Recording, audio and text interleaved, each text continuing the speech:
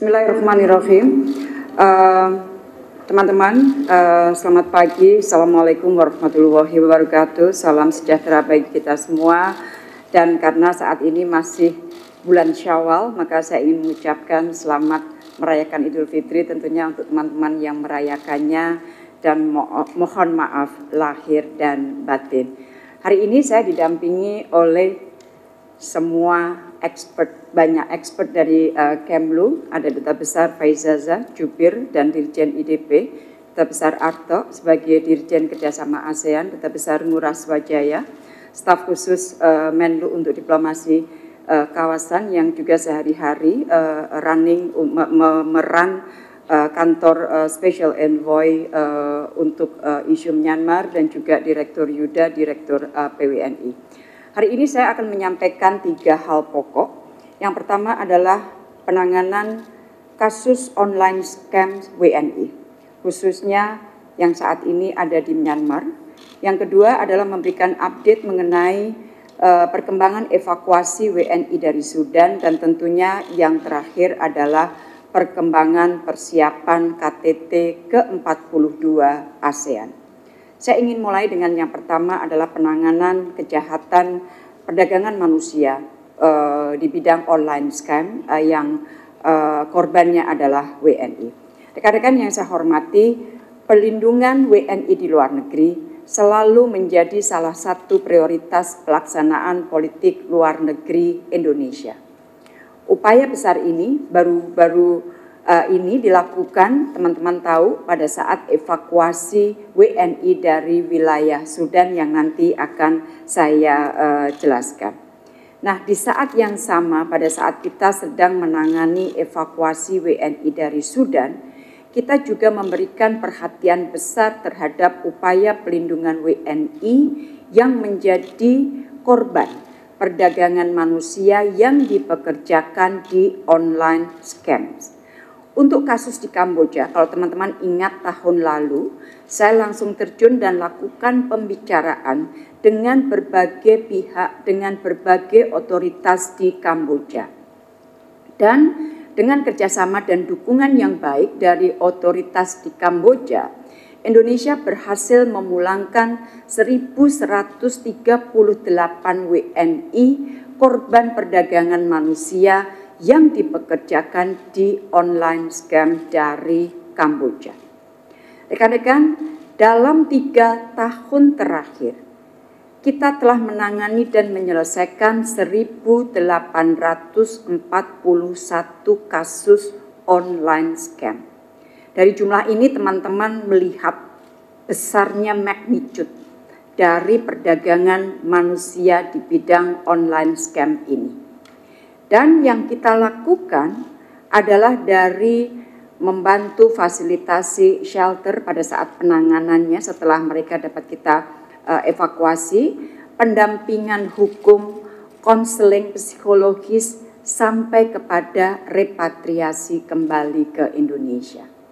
Nah, saat ini pemerintah memberikan perhatian besar dan sedang terus berusaha memberikan pelindungan terhadap WNI yang menjadi korban perdagangan manusia yang dipekerjakan di online scam di Myawaddy, Myanmar.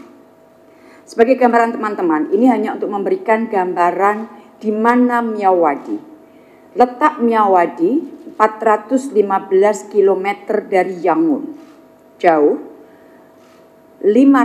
kurang lebih 500 km dari Bangkok, jauh, 567 km dari Naypyidaw, jauh, dan 11 km dari Mae Sot.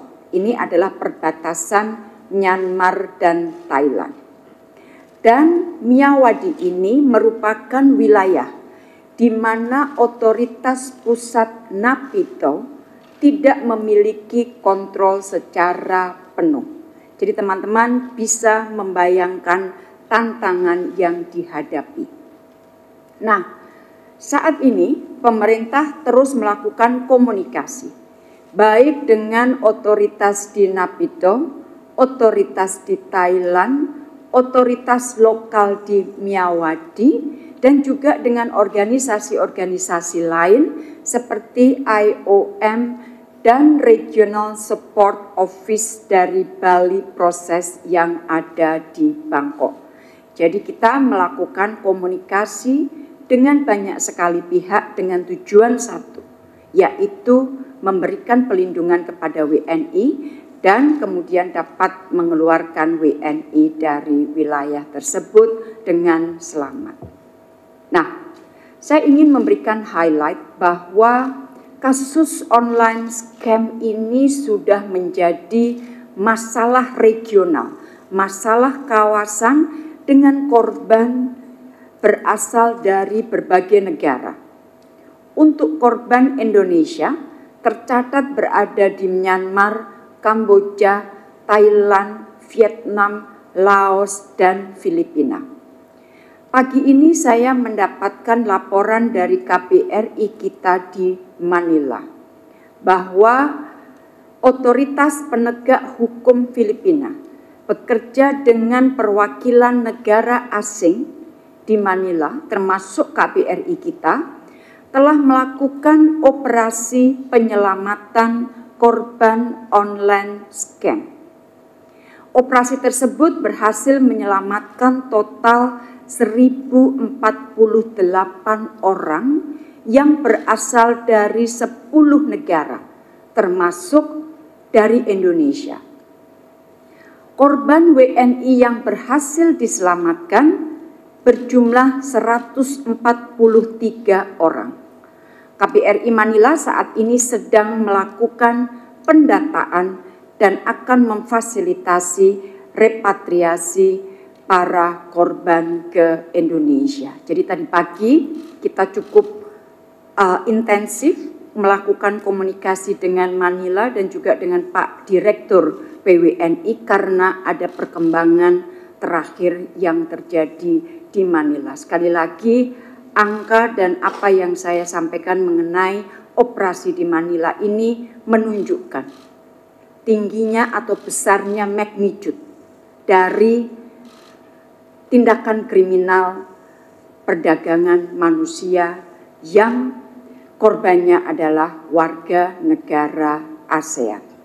Nah, rekan-rekan, sambil terus menangani masalah di hilir, saya ingin mengingatkan kembali pentingnya pembenahan masalah di hulunya.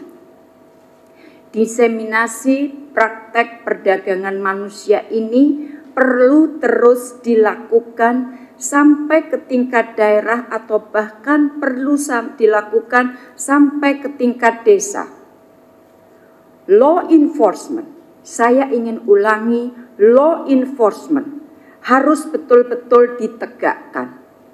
Dan jika tidak dilakukan pembenahan di hulu, maka korban akan semakin banyak dari hari ke hari. Korban perdagangan manusia yang dilakukan melalui online scam semakin marak di Asia Tenggara. Dan oleh karena itu, Indonesia sebagai ketua ASEAN berusaha untuk mengangkat isu ini di dalam KTT ke-42 ASEAN nanti. Jadi itulah informasi mengenai pelindungan WNI untuk online scam. Bagian kedua adalah perkembangan evakuasi WNI dari Sudan. Rekan-rekan, evakuasi yang kita lakukan dari Sudan, kita rancang dengan sangat matang, dan seperti yang kita lakukan, kita jalankan melalui sebuah operasi yang senyap tapi cepat. Karena kenapa kita selalu memilih operasi yang senyap? Karena semua menyangkut masalah safety and security dari WNI yang akan kita evakuasi. Karena situasi setempat selalu sangat dinamis, sangat cair, dan dapat mengancam keselamatan para WNI. Saat beberapa negara masih berusaha mengevakuasi warga negaranya dari Sudan, alhamdulillah kita telah berhasil mengevakuasi sebagian besar warga kita. Per hari ini jumlah total WNI yang telah dievakuasi keluar dari Sudan adalah 955 orang. Dengan rincian, evakuasi yang kita lakukan via Jeddah 931, via Mesir 15, via UAE 6, dan via Ethiopia 3. Jumlah total WNI yang telah difasilitasi pulang ke Indonesia adalah 934. 934 dengan rincian pemulangan 27 April 385, 29 April 363, 30 April 75 orang, 1 Mei 100 orang, dan pemulangan secara mandiri 11 orang. WNI yang telah berada di lokasi aman di luar Sudan 21 orang, yaitu 2 di Jeddah, 10 di Mesir, 6 di UAE, dan 3 di Ethiopia seperti yang tadi sudah saya sebutkan. Sementara WNI yang masih berada di Sudan adalah 64 orang, termasuk 13 staf KBRI. Sebagian besar dari 64 dikurangi dari KBRI adalah warga negara yang memang memilih untuk tinggal karena alasan keluarga. Ada 1 yang masih dirawat di rumah sakit di Port Sudan dan kita terus memantau, mendampingi kondisi beliau selama perawatan di Port Sudan, di kota Port Sudan. Kita doakan, saya mohon doanya untuk 1 warga negara kita yang masih dirawat di rumah sakit Port Sudan. Rekan-rekan, masuk ke isu terakhir, yaitu persiapan KTT ke-42 ASEAN. Rekan-rekan, untuk pertama kalinya setelah pandemi, KTT ASEAN dilakukan 2 kali dalam setahun secara in person. KTT ke-42 akan dilakukan di Labuan Bajo 10-11 Mei. KTT ke-43 akan diselenggarakan insya Allah di Jakarta 5-7 September 2023. Sejauh ini di dalam 1 tahun kalender keketuaan Indonesia sudah diselenggarakan 195 pertemuan dari 540 yang dijadwalkan akan dilakukan sepanjang keketuaan Indonesia. 74 dari 307 pertemuan yang akan dilakukan di Indonesia dilakukan di Sekretariat ASEAN. Gedung Sekretariat ASEAN penting untuk dioptimalkan penggunaannya. Rekan-rekan, keketuaan Indonesia dijalankan di tengah berbagai tantangan dunia. Rivalitas antara kekuatan besar masih tajam, termasuk di kawasan Indo-Pasifik. Pertumbuhan ekonomi dunia terus terkoreksi, dan secara internal ASEAN menghadapi situasi di Myanmar. KTT ke-42 ini akan dihadiri oleh 8 leaders plus Sekjen ASEAN plus Perdana Menteri Timor Leste. Sesuai keputusan para leaders, Myanmar tidak diundang pada level politik. Perdana Menteri Thailand menyatakan tidak dapat hadir mengingat pemilu di Thailand akan dilakukan pada 14 Mei. Dan beliau mengutus Deputi Perdana Menteri untuk menjadi utusan khusus Perdana Menteri Thailand. Mengenai delegasi sejauh ini yang sudah terregistrasi, delegasi jumlahnya adalah 776 orang dan jurnalis 400 orang, baik dari media nasional maupun media internasional. Rangkaian, kita bicara mengenai rangkaian tadi KTT 10-11, tetapi KTT ini didahului dengan pertemuan di 8 Mei oleh CPR. CPR ini adalah para duta besar ASEAN, WATAP ASEAN, plus pertemuan SOM. Kemudian di 9 Mei pertemuan Menlu, dan 10-11 Mei adalah KTT-nya itu sendiri. Dan sebelum rangkaian itu juga dimulai, terdapat juga pertemuan di 3 pilar utama. Teman-teman paham bahwa ASEAN memiliki 3 pilar, politik, security, ekonomi, sosial, budaya. Maka sebelum KTT, ketiga pilar itu juga akan melakukan pertemuan. Nah, di KTT akan terdapat 8 pertemuan. Untuk KTT saja teman-teman, 7 diantaranya akan dipimpin oleh Bapak Presiden.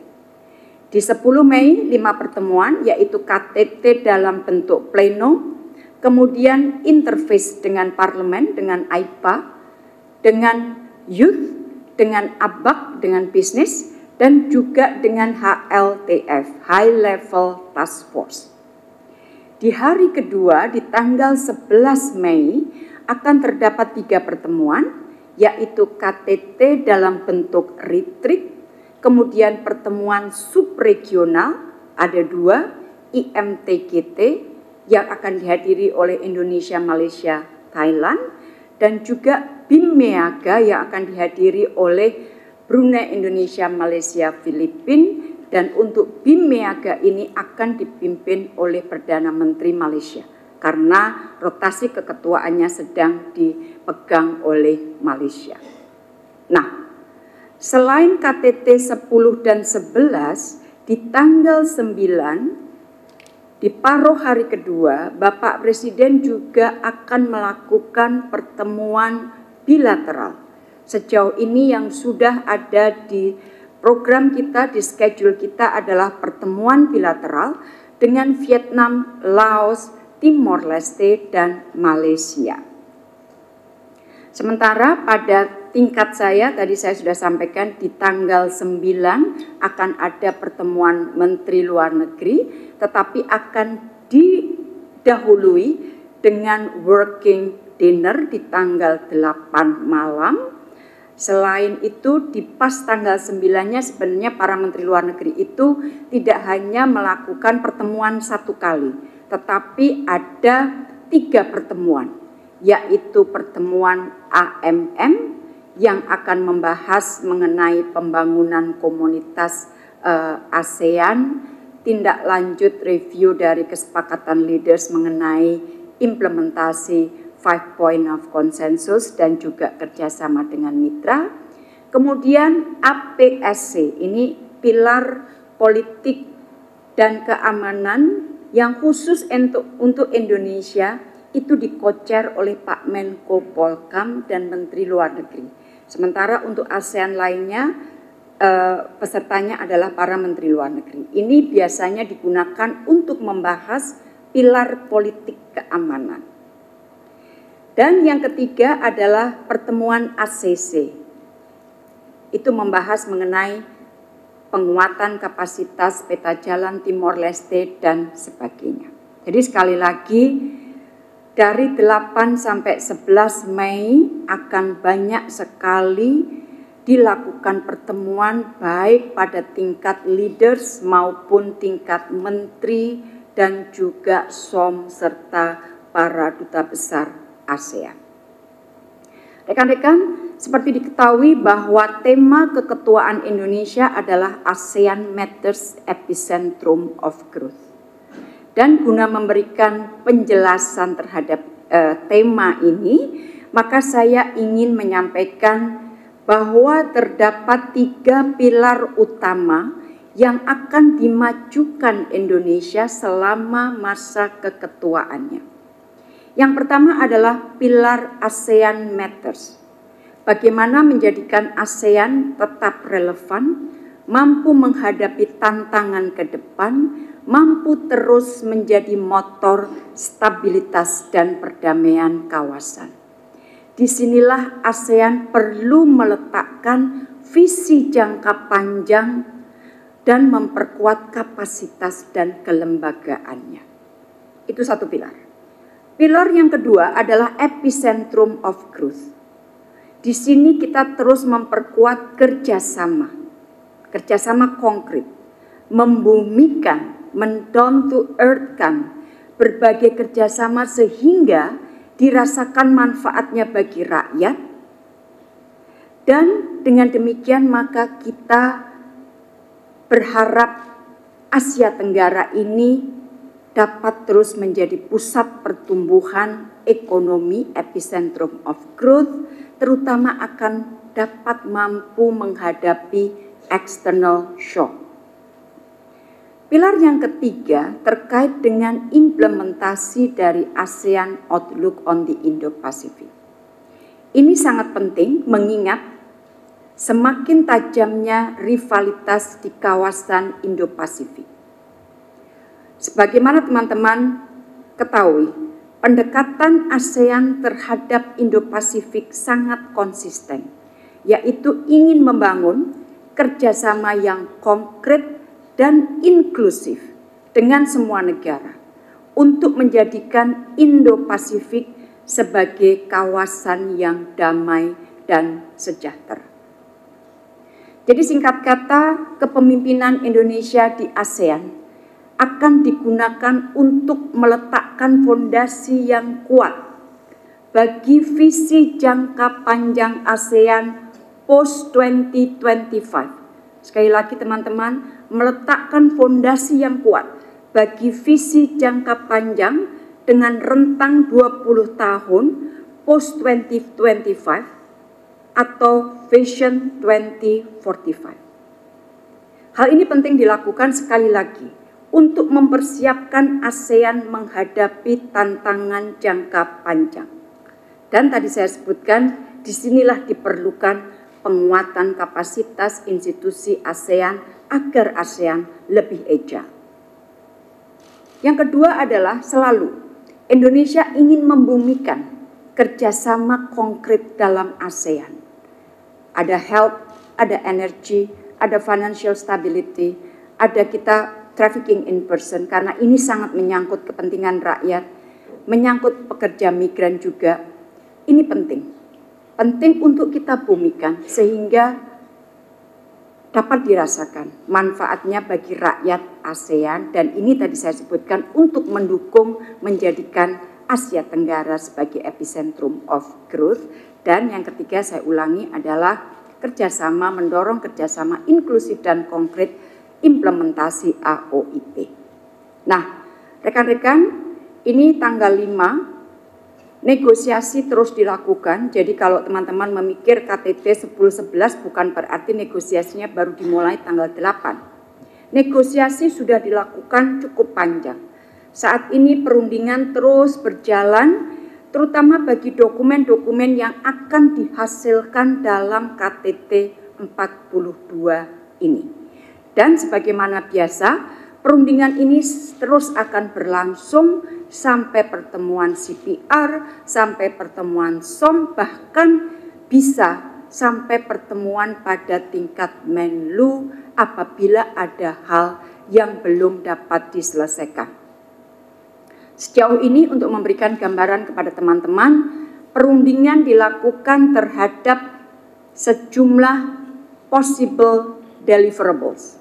Antara lain ada chair statement, post 2025 vision atau tadi yang saya sebut vision 2045, penguatan kapasitas ASEAN, keanggotaan penuh Timor Leste, penanggulangan perdagangan orang, pelindungan pekerja migran, pelindungan pekerja perikanan, bidang kesehatan, pembentukan jejaring desa, ekosistem kendaraan listrik, dan juga konektivitas pembayaran di kawasan.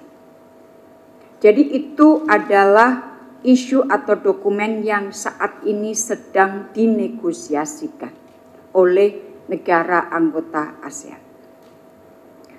Terakhir mengenai masalah Myanmar.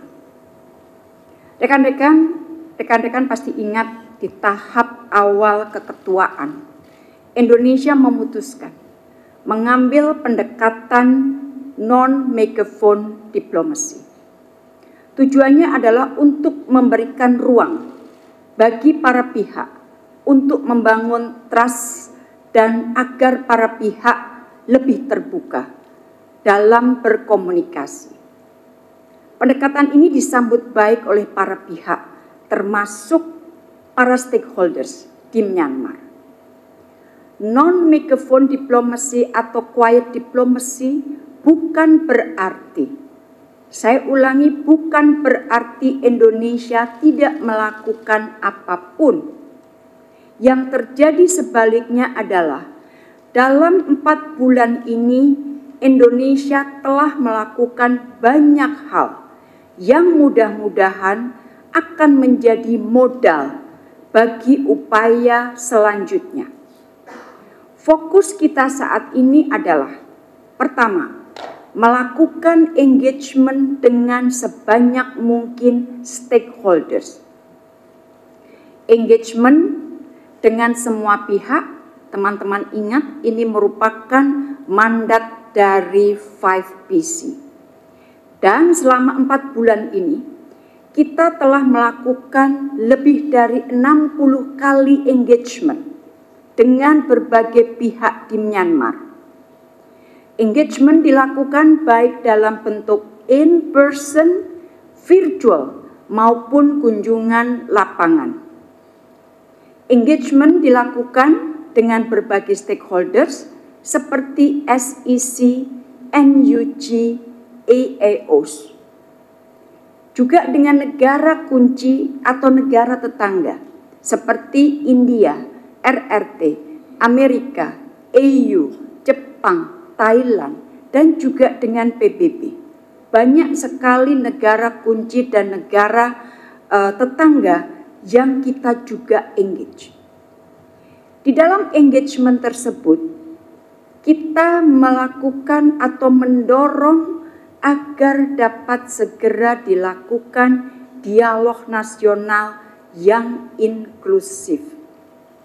Namun teman-teman harus diakui bahwa perbedaan posisi di antara mereka, para stakeholders yang ada di Myanmar, masih cukup lebar dan dalam. Meskipun demikian, Indonesia tidak akan menyerah sebagai chair dan akan terus memainkan peran sebagai jembatan dari berbagai perbedaan dan akan terus melakukan engagement. Itu adalah mengenai engagement. Kemudian, hal yang terus disuarakan oleh Indonesia selama melakukan engagement, tadi saya sampaikan, kita menyuarakan pentingnya segera dilakukan dialog inklusif.